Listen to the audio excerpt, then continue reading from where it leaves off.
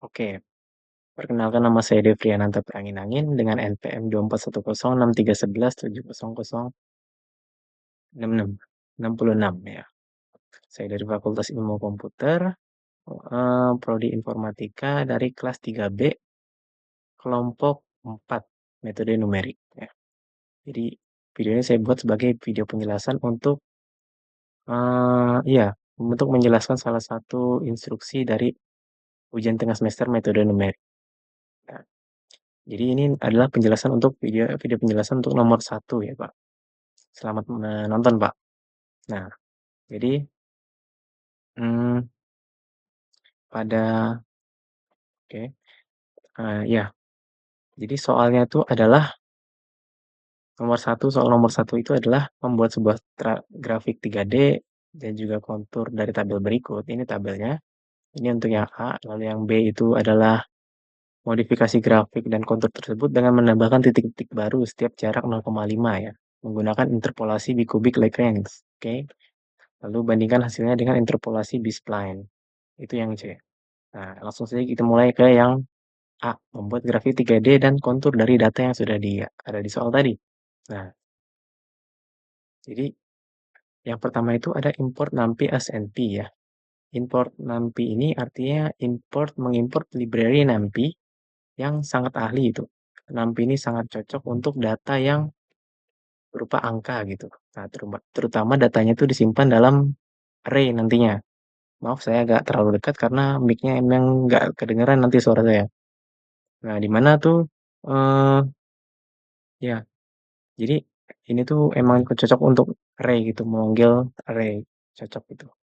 Nah, dia SNP, artinya SNP itu artinya hmm, dia itu nantinya akan disingkat sebagai NP. Jadi nanti dipanggilnya NP array gitu. Lalu ada import matplotlib titik pyplot ya, SPLT. Itu tuh artinya memanggil library matplotlib ya. Di mana library ini tuh berguna banget untuk yang namanya kita membuat grafik dan visualisasi data. Nah, di sini ya ketahuan banget ya, pyplot. Plot itu kan grafik gitu, ya. Nah, ini juga disingkat sebagai PLT nanti supaya nyebutnya gampang, ya PLT gitu. Nah, selanjutnya tuh yang namanya ya, kita juga di sini kan membuat grafik 3D ya. Jadi kita perlu dari MPL toolkits.mplot 3D ini kita import axis 3D ya. Maksudnya apa sih? Ini tuh bagian dari Matplotlib ya, yang kita buat khusus ya, yang kita butuhkan untuk bisa membuat grafik 3 dimensi gitu, axis 3D nih. Tanpa ini kita nggak bisa membuat grafik 3D ya, gitu aja. Lalu selanjutnya tuh ada datanya ya, oke. Ada data sama dengan np.array gitu, data dari np.array. Nah, di sini di sini kita masukin semua data yang ada di soal ke sebuah dalam list gitu. List ini kita katakanlah ini list pintar gitu. Nah, jadi angka-angka yang ada di sini semua diubah menjadi array numpy, anggota dari array numpy gitu. Nah, jadi dengan dimasukkannya ini ke dalam array numpy ya, arraynya numpy np array tadi tuh, ini tuh nanti jadi data yang pintar gitu. Dia array yang pintar, tabel yang pintar gitu. Nah, np array ini akan dibungkus oleh data gitu. Nah, oke, selanjutnya tuh bagian eh, membuat grid X dan Y gitu ya. Pada bagian membuat grid X dan Y ya. Grid itu artinya adalah koordinat ya. Ini penting buat bikin grafik 3D gitu. Emang ini dasarnya. Jadi ada rows, calls. Ini rows ini adalah baris, calls ini adalah kolom sama dengan data shape. Nah, jadi dengan kata lain data shape ini memberitahukan kita mengenai ukuran ya. Kan shape itu sebenarnya bentuk. Bentuk dalam data ini berarti kan datanya ini nih. Data shape. Bentuknya ini ukurannya jadi dia memberitahu ukuran tabel datanya. Jadi yang dikasih tahu apa? Itunya kolomnya berapa, barisnya berapa, kolomnya berapa ya, baris kali kolom gitu kan. Nah, jadi dia tuh memberikan baris kali kolom 20, barisnya 20 noh, kelihatan 20 dan kolomnya 20. Karena dia udah dijadiin array NumPy, itu pintarnya dia. Maksudnya tabel pintar tuh begitu, jadi udah terdeteksi secara langsung. Jadi walaupun entar array-nya bukan 20 sampai ini kan katanya kebetulannya 20 20 makanya masuk ke sini, benar. Enggak, jadi kalau emang disusunnya udah benar nanti langsung otomatis terdefinisi sebagai rows, kalau emang baris rows, maka kalau emang kolom calls gitu. Nah, gitu ya. Jadi gitu. Nah, terus bagian ini dulu, NP range calls itu maksudnya apa? Jadi kita kayak membuat urutan angka dari 0 sampai 19 ya. Sama seperti ini, dari 0 sampai 19. Nah, ini tuh untuk baris ya. Dijadikan sebagai baris gitu, sebagai X ya. Kan ini X. Nah, lalu ini yang bukan. Ya begitulah, sumbu X gitu calls. Nah, ini tuh jadi sebagai sumbu X, nah, kolom. Lalu ada baris ini, dia 1 sampai 19 juga. 0 sampai 19 juga ya. Gitu. Nah, lalu maksudnya apa sih X, Y terus sama dengan NP Mescreate. Nah, jadi ini adalah perintah perintah untuk yang dimana ini menaburkan gitu.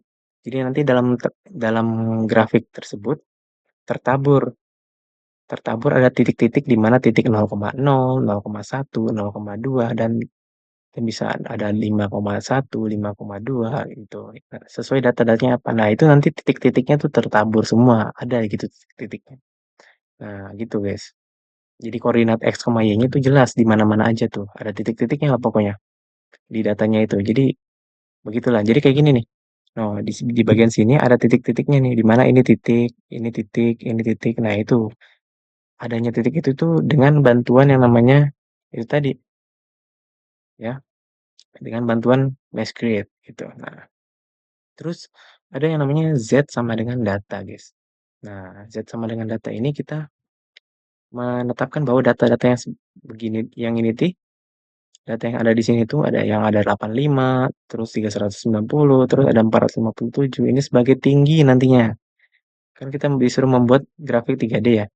Nah, angka yang besar-besar itu nyampe 400 itu nantinya akan jadi tinggi seperti ini. Sebagai tinggi. Jadi saat ininya 17,5 sama 5,0, maka itu ada di puncak ceritanya no, di bagian sini gitu loh misalnya. Nah, itu tingginya. Jadinya Z itu adalah tingginya. Artinya datanya gitu. Datanya berapa itu Z-nya. Oke. Nah, selanjutnya ya. Selanjutnya itu kita masuk ke bagian fix sama dengan PLT figure, fix size sama dengan 12,5.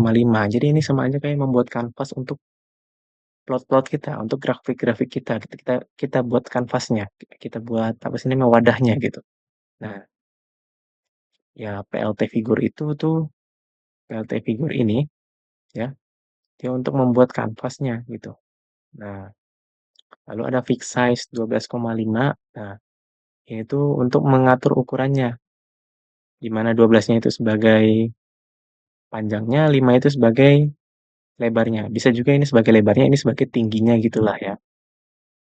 Nah, lalu ada yang namanya bagian kita udah mulai masuk ke 3D surface ya. Menggambar grafik 3D ya. Plot pertama ini menggambar grafik 3D-nya dengan cara begitu tadi. Jadi ada yang namanya AX sama dengan fig at subplot 1,2,1 projection 3D. Nah, perintah ini tuh semacam membagi kanvas kita gitu. Jadi artinya tuh, jadi apa ini 1, 2 sama 1 ini apa? Jadi artinya tuh kayak membuat satu baris, ya, membuat satu baris dan 2 kolom. Nah, terus pada bagian ini kita memakai kolom yang pertama gitu loh. Itu maknanya. Sekarang kita akan menggambar kolom yang pertama gitu. Area yang pertama gitu loh.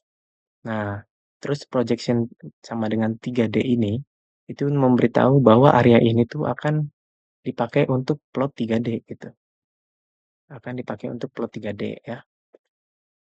Oke, selanjutnya tuh ada yang namanya surf sama dengan ax1.loads underscore surface ya, dalam kurung x, y, z sama dengan CMap Viridis. Oke, ini tuh perintah utama untuk menggambar ya. Dia menggambar permukaannya, permukaan dari 3D untuk koordinat X dan Y gitu. Untuk koordinat X dan Y ya.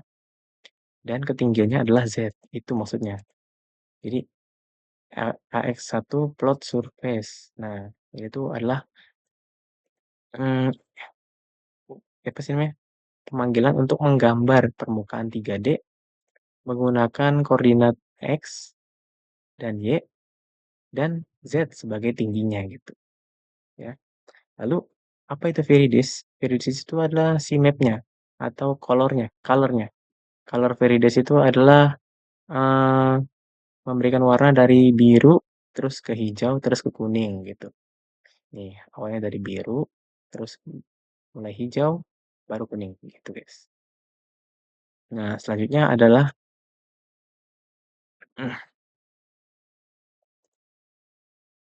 nah, selanjutnya ada Pick Color Bar. Pick Color Bar ini untuk mengatur bagian ininya, guys. Nih, color bar ya. Untuk mengatur bagian ininya, color bar ya. Oke. Itu namanya legenda ya, legenda gitu. Legenda warna dari samping grafik ya. Untuk menampilkan itu, nah langsung saja AX1 set title ini mah semacam judul dari plot satunya itu tadi, AX1-nya ya. Judulnya ini, terus nah AX1 set X label nih. Maksudnya X labelnya itu adalah sebagai apa? Sebagai kolom tadi kan. X-nya itu sebagai kolom kan. X ini sebagai kolom. Nah, kolom. Ini tuh sebagai kolom gitu. Lalu ada Y labelnya sebagai baris, ditulis nama baris itu untuk menuliskan judul semacam gitu, judul sumbunya. Nah, baru Z label itu ada Z label itu adalah eh, nilai gitu, nilainya. Oke, oke. Nah, terus untuk yang 2D kontur nih, kontur itu kan 2D doang ya, 2 dimensi. Oke. Nah, itu sama kayak AX fig add subplot ya. Sama kayak tadi, add subplot, subplot ya. 1,2,2. Nah, artinya ini tuh apa sih namanya? Sekarang kita gambar ke yang bagian kedua. Artinya kolom kedua gitu. Tadi kan kolom pertama nih, ini satu. Sekarang kolom yang kedua. Nah, gitu guys. Dari kanvas 1 kali 2 yang kita buat tadi gitu. Nah, selanjutnya ada kontur AX2 kontur F. Nah, kontur F dalam kurung X, Y, Z, CMap Viridis. Ini sama ya, warnanya tuh ini warna. Warna yang awalnya dari biru terus mulai hijau terus kuning gitu. Nah, hmm, ya jadi ini tuh sama aja kayak perintah untuk membuat plot kontur ya. Plot kontur ya. Ini tuh buat plot kontur di mana kayak kita ngeliat map tipografi yang dilihat dari atas gitu loh. Nah, di mana area dengan warna yang sama itu memiliki ketinggian yang mirip gitu. Nih, jadi warnanya yang ini kan warnanya ini sama nih. Artinya ini tingginya sama gitu. Ini mulai rendah, ini mulai rendah, ini makin dalam gitu. Seperti itu, guys. Kontur itu. Nah, kontur F itu. F pada kontur ini artinya tuh adalah terisi. Jadi supaya ini tuh terisi warna konturnya. Ini tuh terisi warna gitu, fill ya. Gitu doang. Oke. Lalu ada pickle bar, color bar, color bar. Ini juga sama untuk legenda tadi ya. Untuk legenda yang semacam kayak gini gitu kan, kayak gini.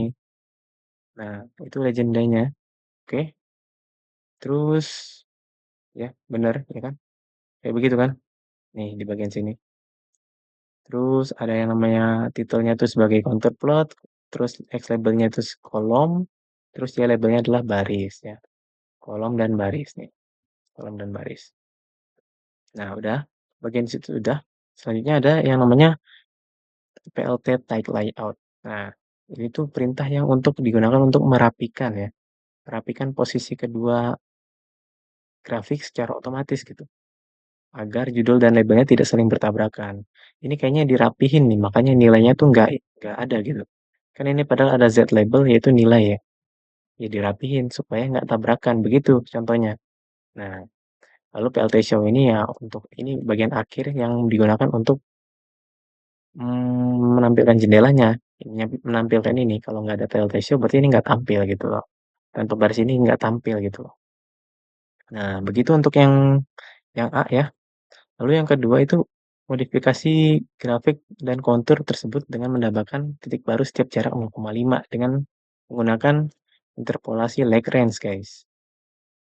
Nah, untuk menggunakan itu, ya pada awalnya tuh tetap sama ya, yaitu pakai NumPy SNP, terus import matplotlib pyplot gitu kan, aksis 3D, oke sama ya.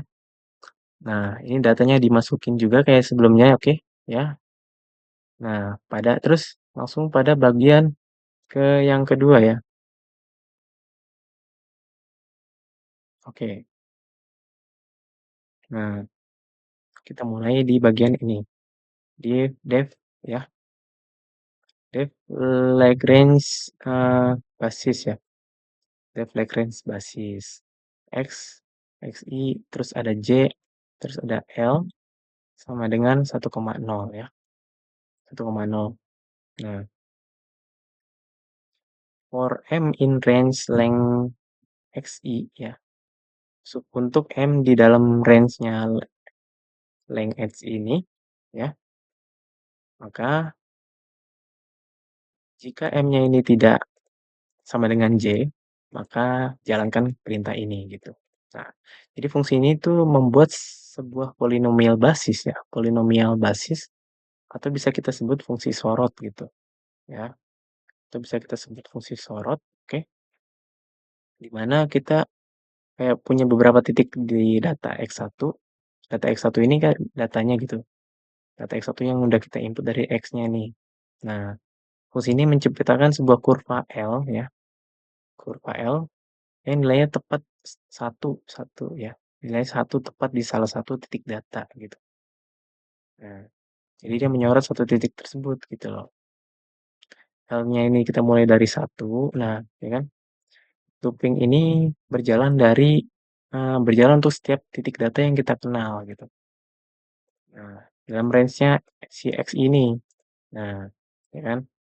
Jadi terus if ini juga if ini digunakan untuk mencegah ya, untuk mencegah kalau kalau M-nya M sama J-nya itu sama, nantinya di bagian sini akan menjadi 0 karena XIJ dan XIM itu bisa-bisa kalau ininya sama besarnya jadi kan sama gitu.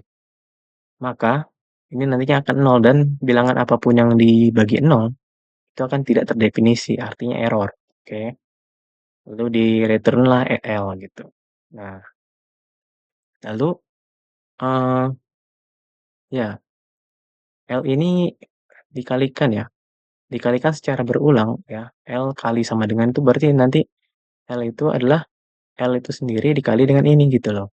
Nah, gitu, itu maksudnya, dikalikan dengan itu.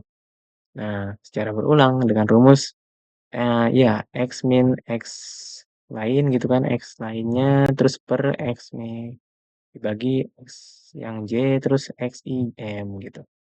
Nah, sorot lain gitu. Nah, inilah nantinya jadi basis Lagrange-nya gitu loh.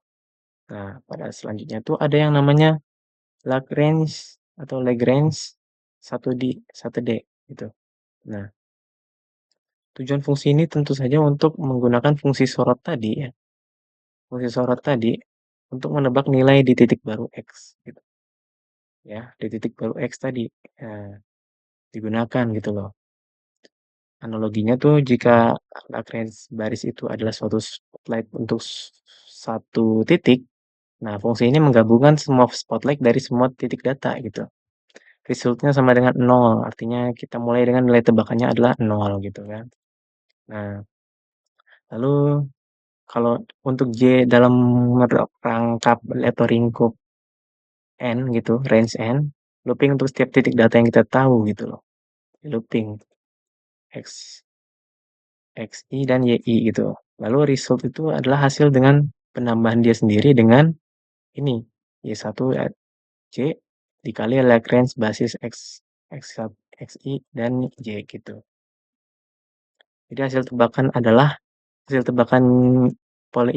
interpolasi itu tebakannya tuh adalah penjumlahan dari nilai asli dari titik ke J dikali ya, dikali pengaruh sorotan yang tadi dari titik ke J di lokasi baru X gitu loh.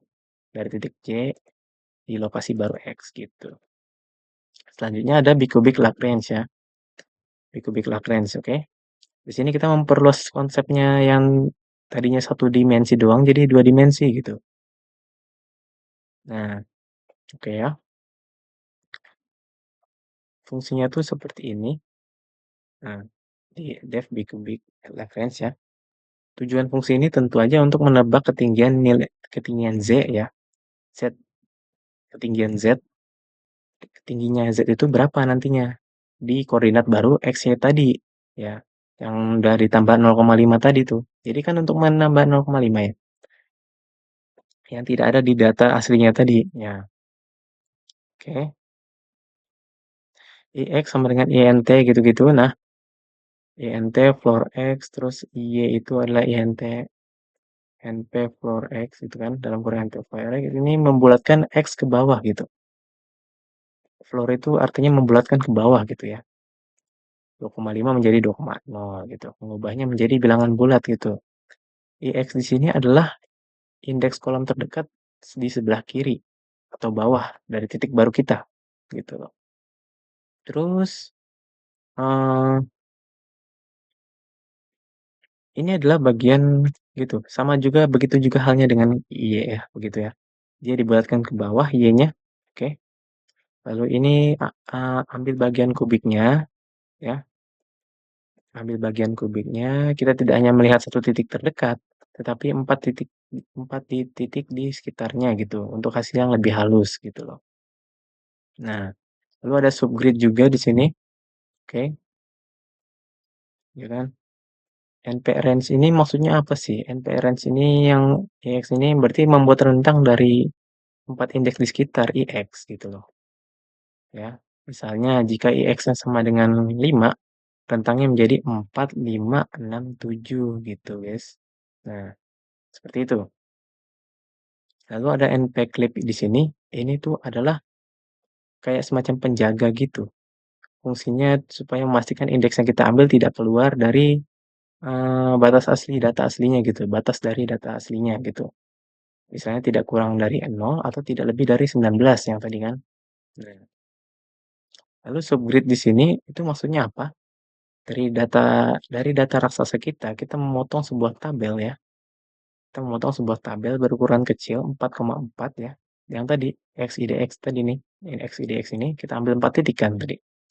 Jadi 4,4, nah 4 kali 4 ya. Yang berisi titik-titik di sekitar lokasi yang mau kita tebak gitu loh. Artinya NPIX gitu. Nah, nih NPIX ini, oke. NPIX, NPIX ini adalah cara canggih untuk nampi ya, untuk melakukan pemotongan gitu. Dipotong jadinya benar-benar dipotong. Nah, lalu masuk ke interpolasi ya, Lagrange 2D-nya ya, di bagian ini. Oke. Ini adalah inti dari interpolasi 2D-nya ya. Di for I terus ada for J gitu kan. Ini looping ganda ini untuk setiap titik gitu. Looping ganda ini ada I, ada J. Jadi kan ntar otomatis J dulu kelar baru I kelar gitu. Berjalan untuk setiap titik dalam tabel kecil gitu. Yang tabel 4,4 4 kali 4 tadi kita itu. Lalu LI LI Lagrange basis ini nih maksudnya apa? Ini menghitung pengaruh sorotan ya dari titik ke I pada arah horizontal ya. Lalu LJ ini adalah menghitung pengaruh sorotan dari titik ke J pada arah vertikal atau Y gitu. Result-nya itu maka adalah result itu sendiri ditambah dengan ini. Hasil dari tebakan adalah penjumlahan dari ya penjumlahan dari nilai asli di titik 4,4 ya. Result ini, nah 4,4 dikali ya, dikali pengaruhnya, pengaruh sorotan horizontal dan dikali juga pengaruh sorotan vertikal gitu. Kali ini dan dikali ini sorotan vertikal gitu loh. Nah, baru dibalikanlah result itu. Lalu kita membuat grid barunya di sini. Kita buat grid baru dan mengisinya gitu kan. Membuat koordinat baru X, di sini membuat koordinat X baru ya, yang lebih rapat dengan jarak ada 0,5 dan 0,5 gitu. 0,5, 1, 1,5, jadi gitu X-nya. Begitu juga dengan Y-nya, begitu juga dengan Z-nya. Z-nya itu pakai data yang tadi ya.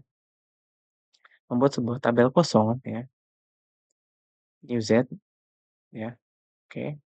Yang ukurannya lebih besar tentunya gitu loh. Gitu guys. New Z ini kita bikin dia lebih besar gitu. Oke, selanjutnya ada yang namanya ini, for J, YY ini enumerate ya.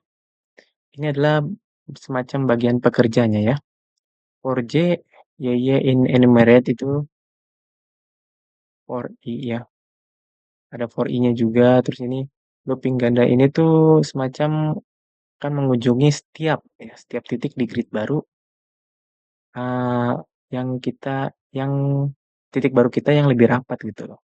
Nah, setelah dikunjungi I dan J-nya berapa gitu kan, new Z pada J, I. Nah, ini tuh maka bahasanya tuh untuk memanggil fungsi bikubic Lagrange tadi ya, X, Y gitu. Untuk menghitung dan menebak nilainya gitu. Ini kayak pekerjaannya, jadi kita manggilnya tuh dari sini gitu. Proses ini mungkin butuh waktu beberapa detik gitu kan, menyimpannya sehingga disimpan dalam tabel Z, new Z nih, new Z tadi, itulah.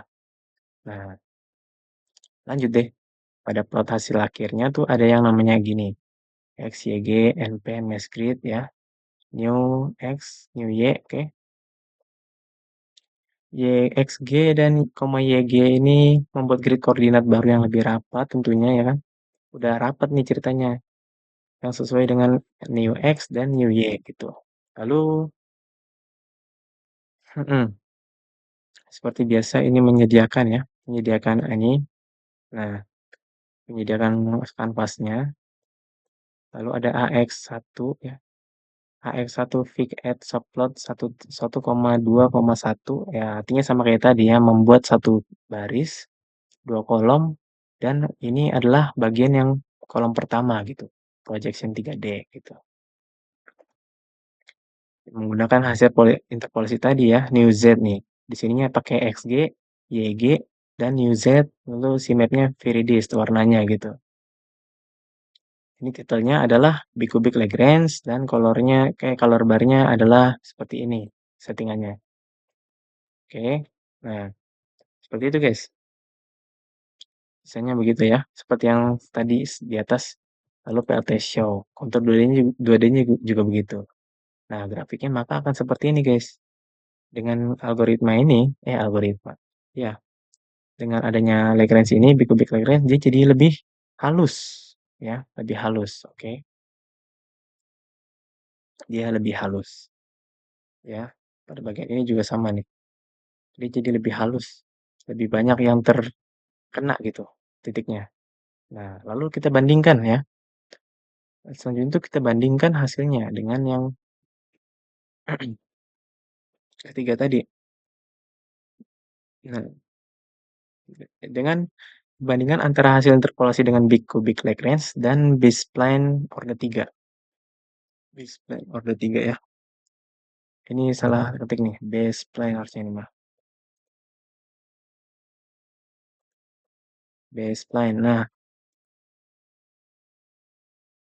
B-spline orde 3. Nah, ini tuh bedanya cuman bagian ini. Ini sama cubic Lagrange-nya, oke. Nah, pada bagian ini ya. Oh enggak. Ya, kita masuk ke bagian ini dulu. Ada baru lagi from SciPy ya, import interpolate. Nah, ya, ini adalah hal baru yang paling penting ya, hal baru. Selain NumPy dan Matplotlib ya, sekarang kita memanggil SciPy. Ini adalah library untuk komputasi saintik ya, yang lebih canggih daripada NumPy tadi. Model untuk interpolate-nya tuh lebih banyak di bagian sini nih. Salah satunya ada B-spline tadi, kode 3, oke. Nah, di perbedaannya mah, di bagian itu menggantikan semua fungsi Lagrange yang kita buat secara manual tadi, ya. Ini kan big Lagrange ya, kita bandingkan tadi, ini kita buat nih, bagian ini, nah, sepanjang ini tuh cuman bisa ditukar dengan ini, sebenarnya sama aja jadi sih, hasilnya tuh dengan B-spline dan Lagrange itu sama aja guys, sama aja, B-spline order 3. Nah, panjang-panjang kita buat kode Big Lagrange tadi. Nah, dengan B-spline order 3 kita bisa membuatnya dengan lebih singkat dengan hanya seperti ini saja gitu. Begitu guys. Jadi pada sintaksnya itu ada yang namanya interpolate bis PLR B-spline wrap ya. B-spline wrap dalam kurung X original, Y original, data array tadi ya. Data array-nya disimpan. Oh ya, untuk penjelasan oke. Ini tuh data. Nah, pada bagian ini ada data array ya. Jadi bisa begini guys. Jadi tadi kan kalau yang pertama tadi itu data, terus NP array langsung dalamnya ini.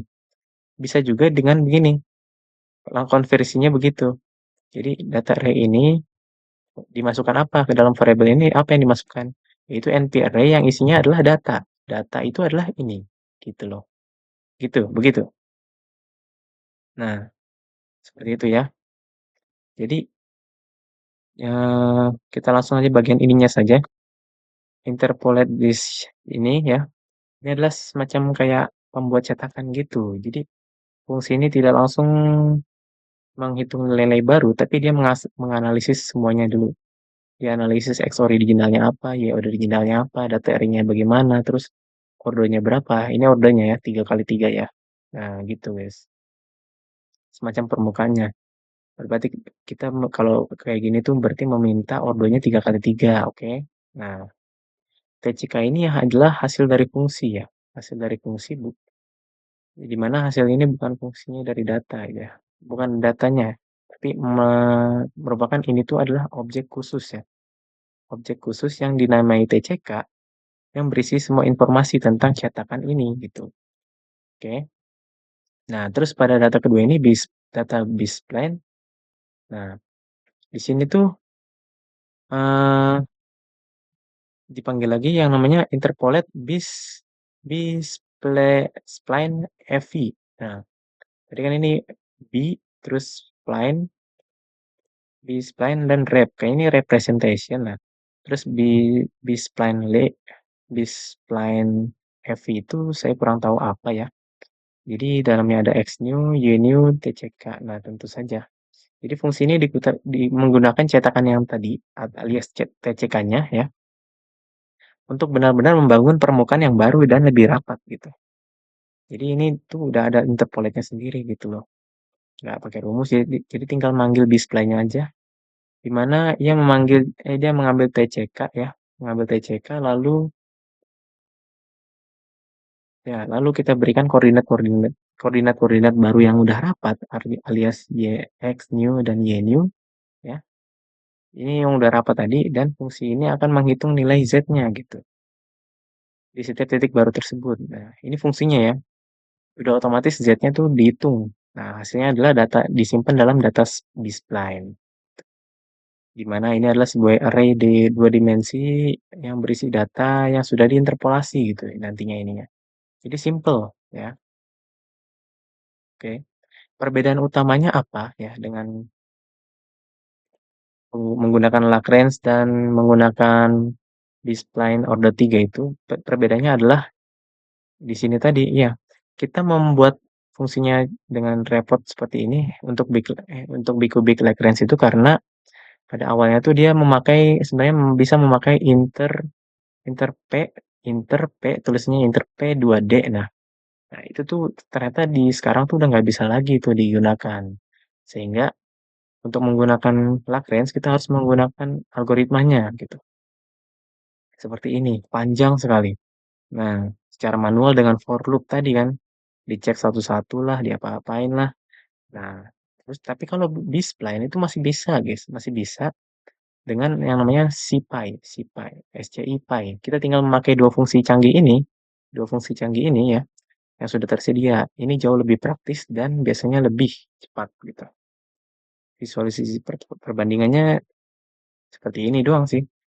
Visualisasi grafik 3D-nya seperti ini. Dia membuat kanvasnya juga ya. Membuat kanvasnya nih. Kanvasnya kali ini ada banyak nih ya guys ya. Ada lumayan banyak karena ini perbandingan ya guys ya. Oke. Jadi sebenarnya gampang aja itu mah.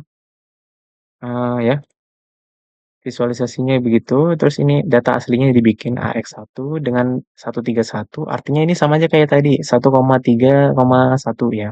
Artinya membuat satu baris dan tiga kolom. Nah, terus pada bagian itu ceritanya menggambar yang kolom pertama gitu. Kan ada tiga kolom tadi. Projection 3D. Nah, ini data aslinya nih.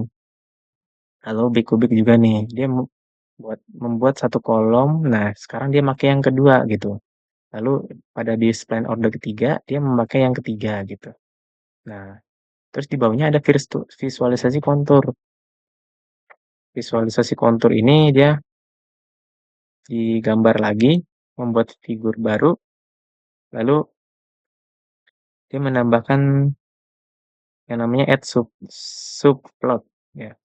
131 ini bisa juga sama kayak tadi. 1.3.1 gitu. Artinya menambahkan satu satu apa sih namanya? Satu baris baru dan tiga kolom di mana ini tuh dijadikan kolom pertama gitu. Lalu ini ada satu baris dan tiga kolom, bagian ini kolom kedua gitu dan seterusnya. Seperti ini grafiknya ya. Nah, pada kesimpulannya mah untuk yang C ini maka hmm, dari kontur yang dihasilkan ini tadi dia berhasil menangkap bentuk umum gunung di tengah data ya. Oke. Jadi keduanya berhasil meningkatkan ya, maupun lebih kubik Lagrange maupun dengan B-spline order 3 tadi, dia bisa meningkatkan yang namanya resolusi datanya dan menghasilkan plot yang mulus, lebih mulus gitu. Jadi plotnya ini lebih mulus dibandingkan dengan yang ini, data aslinya gitu. Secara kasat mata ini sangat mirip coy. Ya. Lalu dalam metode itu B-spline itu metode yang lebih modern karena dia bisa menggunakan library seperti SciPy tadi. Cukup sekian mungkin pembahasan dari nomor satu. Dengan ini saya mengucapkan terima kasih.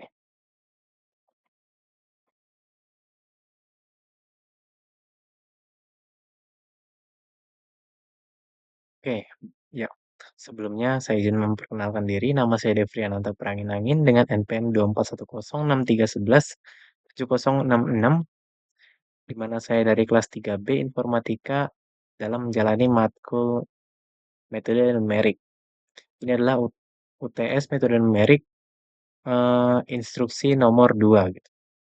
Nah, jadi pada instruksi nomor 2 itu kami diminta untuk buat sebuah peta evaluasi baru dalam bentuk grafik 3D dan kontur dan tambahkan titik baru di antara semua titik yang sudah diketahui menggunakan interpolasi yang disesuaikan dengan minat kalian. Ya, kalian dapat mengakses dataset dari situs lain seperti Kaggle maupun SRTM. Oke. Nah, eh, kami dari kelompok 4 termasuk yang beranggotakan saya, Devriananta Pranginangin, lalu ada Gerald Tritama Wahyuadi, lalu Raika, lalu ada Rafli Rizky, dan Nugraha Adani memilih dataset yang bernama Volcanoes Around the World in 20 and 21 gitu. 20 and 21 artinya 2021 gitu. 2021 gitu. Nah, Dataset ini itu berisi yang namanya seperti ini datasetnya. Datasetnya berisi informasi ya, informasi mengenai daftar gunung ya, mengenai daftar gunung berapi ya, daftar gunung berapi di seluruh dunia beserta informasinya ya, pada tahun 2021 gitu. Pada tahun 2021 nih jadinya informasinya. Nah, informasi utama yang ada dalam datanya ini meliputi apa aja, yaitu ada nama gunung berapinya nih, volcano name ini yang jadi ininya, volcano name, lalu ada lokasi geografis ya, location geografisnya, terus ada yang namanya ketinggiannya ya, elevation ya, elevation. Ini dalam satuan M, meter ya, dalam satuan M, meter, oke. Lalu ada lagi yang namanya yang kita tuju itu adalah negaranya, country. Nih, country atau negaranya ya. Negara dan regionnya juga lah. Negara dan regionnya itu penting ya. Informasi utamanya itu. Nah, terus ada yang namanya eh tipenya, tipenya ya. Tipe gunung berapinya nih, type-nya. Oke, langsung saja ke bagian programnya, guys. Nah, pada programnya ya. Yang pertama-tama tentu saja import pustaka dulu, yaitu import import library-nya dulu ya. Ya, di sini ada NumPy disingkat menjadi NP ya, untuk operasi matematika tentunya dan numerik ya, terutama apa? Terutama pada array. Nah, lalu ada yang namanya Pandas SPD ya. Oke, ini di sini untuk membaca dan mengelola data dari CV gitu. Ya dari CSV. Sorry. Ini untuk mengelola dan membacanya. Jadi program bisa mengelola dan membacanya gitu. Nah, jadi ini alat-alatnya semua lah ya. Matplotlib ini digunakan sebagai untuk kita bisa supaya menggambarkan grafik atau memvisualisasikan data gitu. Disingkat sebagai PLT gitu. Lalu dari SciPy Interpolate kita mengimport grid data gitu. Nah, ini tuh fungsi khusus untuk melakukan interpolasi data gitu loh, interpolasi data. Nah, lalu ada dari MPL Toolkits Mplot 3D, kita mengimport Axis 3D ya. Axis 3D ini maksudnya apa? Jadi ini adalah fungsi khusus juga untuk membuat plot ya, membuat plot dalam bentuk tiga dimensi, dalam format tiga dimensi gitu. Nah, lalu di bagian ini sudah jelas tertera bahwa di sini itu bagian untuk program ini membaca dataset kita from Google Colab import files ya. Jadi nantinya di sini bakal ada import files. Nah, saya sudah memilih filenya yang namanya Volcanoes Around the World in 20 and 21 gitu. Nah, selanjutnya seperti itu ya. Oke. Nah, uploaded sama dengan files upload. Nah, jadi file yang diupload itu menjadi uploaded gitu kan. Lalu df ini adalah data frame ya. Data frame-nya itu adalah ini PD read CV. Datanya begitu, df. Oke, datanya diambil oke ya. Dia udah dibaca gitu loh, baca dataset. Nah,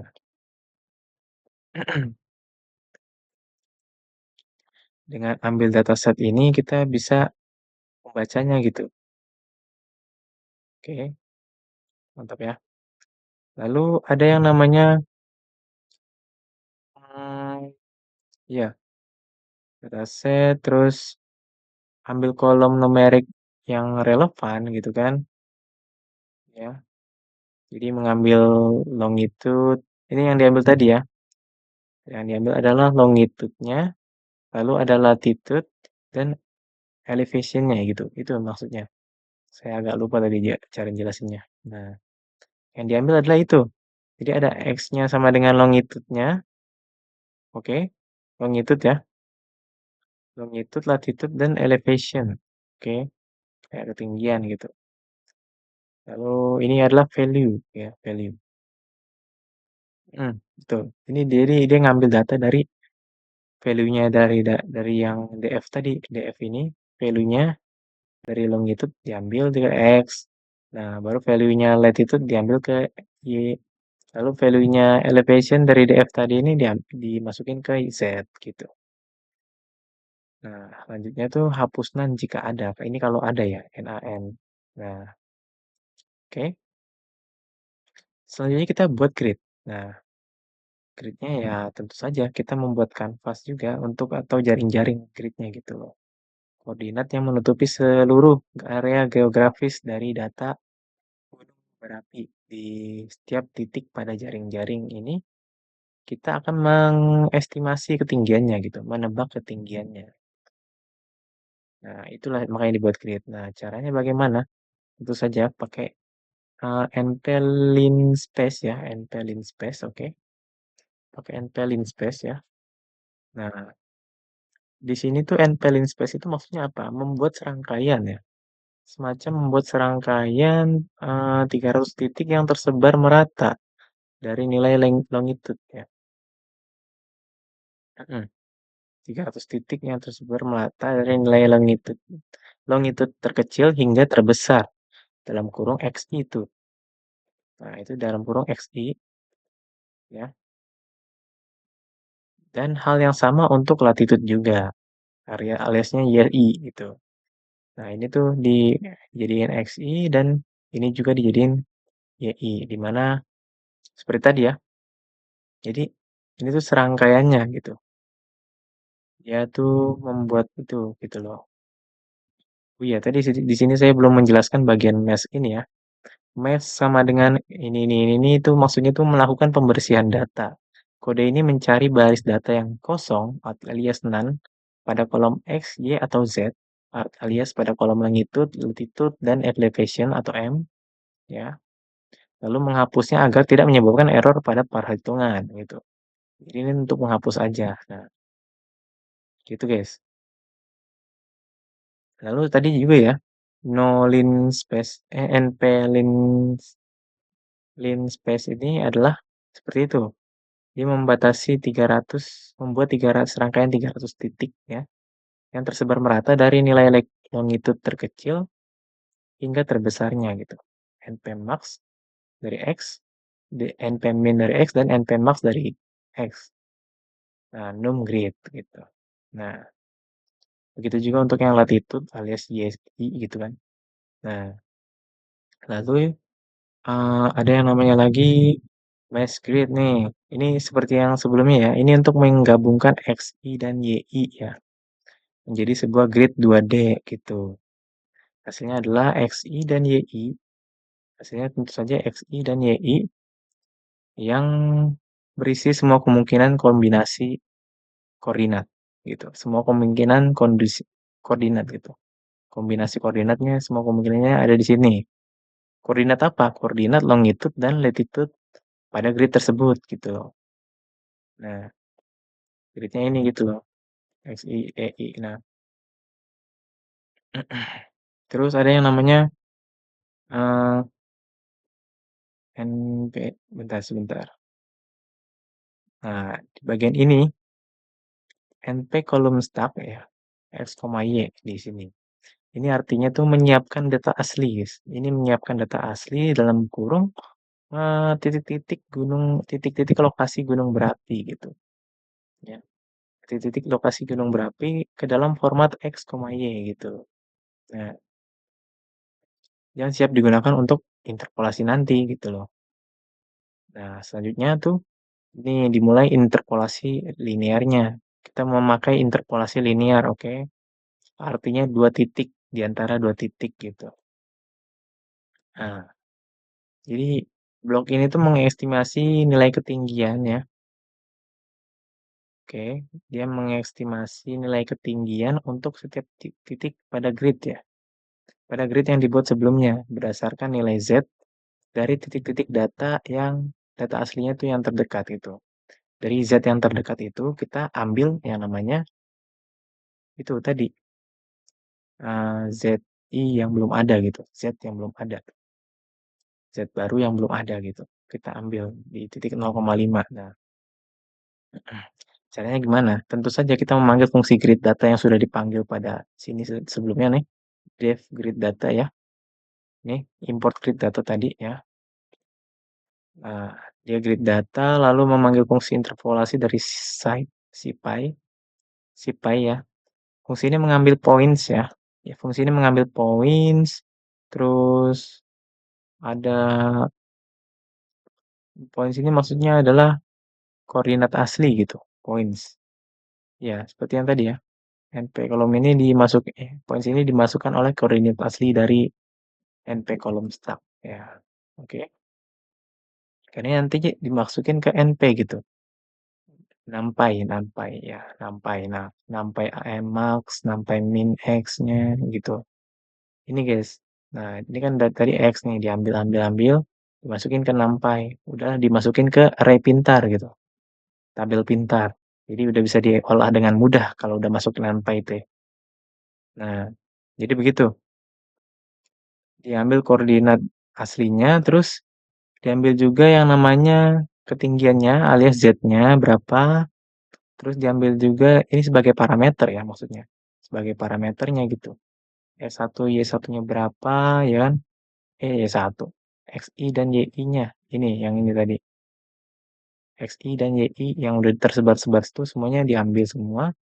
Lalu pilih metodenya sama dengan linear. Jadi metodenya adalah linear. Kita milih gitu. Grid data itu bisa bebas. Ada banyak metodenya. Kita bisa milih yang linear karena kita mau pakai yang linear gitu. Nah, selanjutnya tuh memilih titik interpolasi baru gitu. Kita pilih titik interpolasi barunya. Di mana dari ribuan titik hasil interpolasi ya, dari ribuan nih, blok ini memilih 1.500 titik acak ya. Nantinya blok ini akan memilih 1.500 titik acak. Tujuannya tuh ya tentu saja hanya untuk ditampilkan pada plot nanti ya sebagai perwakilan titik hasil interpolasi gitu. Nah, agar plot kalau kita hmm, apa sih namanya? Kalau plotnya semua ditampilin di plotnya nanti agak terlalu ramai gitu kan. Di sini jadi kita pilih aja tuh. Pilih flatten mesh NP insan gitu. Nah, bagaimana caranya? Jadi flatten itu tadi mengubah data grid 2D menjadi daftar 1D, satu dimensi ya. Tadi tuh flatten, nih, XI flatten, X2 flatten, dan X3, ZI flatten, YI flatten. Jadi diratain mengubah data grid 2D menjadi 1D, daftar 1D gitu. Satu baris panjangnya supaya lebih mudah diproses. Nah, lalu ada valid mesh, ini membuat filter untuk memastikan ya. Membuat filter untuk memastikan titik-titik yang berhasil diinterpolasi itu bukan none atau kosong gitu yang akan dipilih. Berhasil diinterpolasi yang akan dipilih gitu loh. Nah, NP ya begitu. Nah, pada bagian ini NP random choice itu maksudnya adalah memilih secara acak ya. Iya, tadi saya bilang sampelnya tuh diambil 1.500, dia memilih secara acak gitu. Nah, dari 1.500 indeks ini ya, jadi ada n sampel gitu kan. Nah, dari daftar titik yang valid gitu. Kode terakhir tuh dia mengambil data yang namanya new X, new Y, dan new Z. Dari hasil interpolasi berdasarkan indeks yang terpilih secara acak tadi.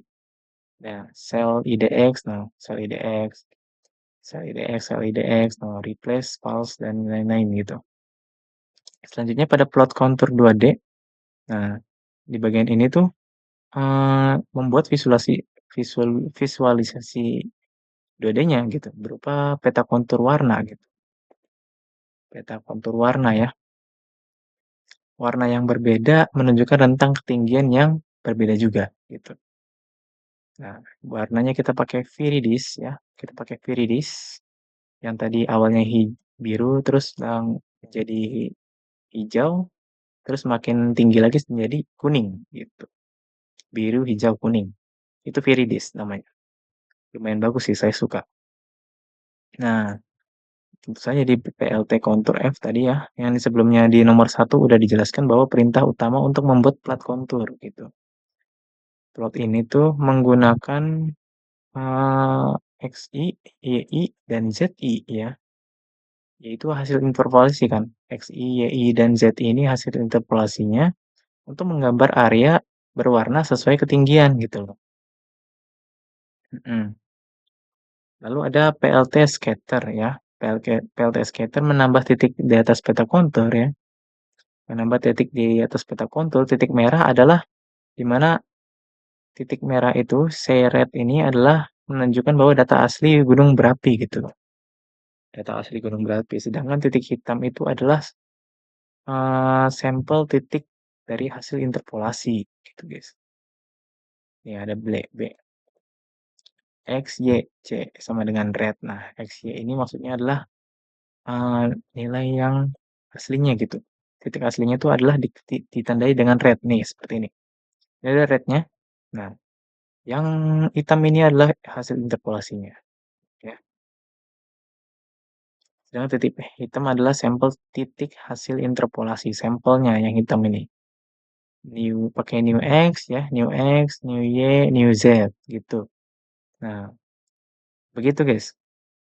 Lalu selanjutnya ada yang namanya, tentu saja ini mah pendeklarasian yang namanya judulnya, X label namanya apa, longitude, Y label namanya latitude, lalu color bar-nya settingannya seperti ini, label elevation M ya, ini elevation M dalam meter gitu maksudnya. Lalu PLT legend dan PLT show gitu. Memberikan judul, legenda warna, legenda itu ya, legenda itu maksudnya warnanya ya, seperti ini nih, bisa kayak semacam dipilih gitu, kayak mengkategorikan warna gitu. Serta ada juga yang namanya menampilkan plotnya, PLT show gitu. Nah, sama sih ini mah udah bagian, mmm, penampilan plot udah aman. Lalu di sini juga PLT figur gitu kan. Di PLT ya plot 3D surface ini tentu saja membuat visualisasi 3D ya, yang menunjukkan data elevasi sebagai sebuah permukaan topografi gitu. Data elevasinya itu sebagai permukaan topografinya, naik turun seperti relief nih, seperti ini. Nah, datanya akan seperti ini guys, yang merah-merah ini data aslinya, nah gitu kan. Kita lihat dulu aja komennya, komen, ininya, codingannya ya. Pick at subplot ya seperti tadi ya, ini ya kita bikin satu baris lagi, satu baris di bawah tapi satu kolom juga gitu kan. Nah, seperti yang tadi ini belum dijelaskan ya yang bagian ini. Oh, ini mah nggak usah, bagian ini emang udah otomatis begitu ya, kontur 2D-nya. Nah, seperti itu. Satu berarti yang bagian itu mengambil kolom tersebut yang udah dibikin. Projection 3D ya kan. Nah, menyiapkan panggung gitu untuk plot 3D-nya gitu. Lalu AX plot surface, nah perintah utama ini untuk menggambarkan permukaan 3D-nya gitu. Untuk menggambarkan permukaan 3D-nya sama seperti plot 2D, ini juga menggunakan XI ya, XI, YI ya gitu. Dan ZI juga ya, dan ZI juga dia tapi ZI jadi dia membentuk permukaan begitulah, permukaan. Nah, lalu warnanya viridis juga ya, gitu. Lalu ada AX scatter ya. AX scatter ini menambahkan titik-titik data asli sebagai merah ya. AX scatter seperti yang tadi, scatter juga kan, PLT scatter nih. Yang merah itu di mana itu data asli, jadi data asli yaitu X, Y, Z tadi kan data aslinya. Nah, ya. Dan hasil interpolasi itu berwarna hitam ke dalam ruang 3D ditambahkan gitu, menambahkan titik-titik data asli yang berwarna merah dan berwarna hitam sebagai hasil interpolasinya ke dalam ruang 3D-nya, ke dalam ya 3D-nya, sehingga terlihat menempel di permukaan, guys. Nah, gitu, ya. Nah, untuk ke bawahnya ini mah penyetelan titel, judulnya, peta elevasi, lalu longitude, lalu latitude, lalu elevation M, gitu. Ada AX Legend, lalu menampilkan tabelnya. Seperti ini. Warna merah ini dataset aslinya, ya. Nah, yang warna hitam-hitam ini, ada warna hitam kecil-kecil ya, pada bagian ini, warna hitam kecil-kecil. Kayaknya ini agak sulit di zoom-nya. Nah, hitam hitam hitam ini adalah hasil interpolasinya, guys. Hitam hitam hitam gitu. Itu adalah hasil interpolasinya, Kak, ya. Oke. Nah, sepertinya cukup sekian dari penjelasan saya mengenai UTS metode numerik nomor 2. Kurang lebihnya mohon maaf. Saya ucapkan terima kasih kepada Bapak yang telah memberikan kesempatan.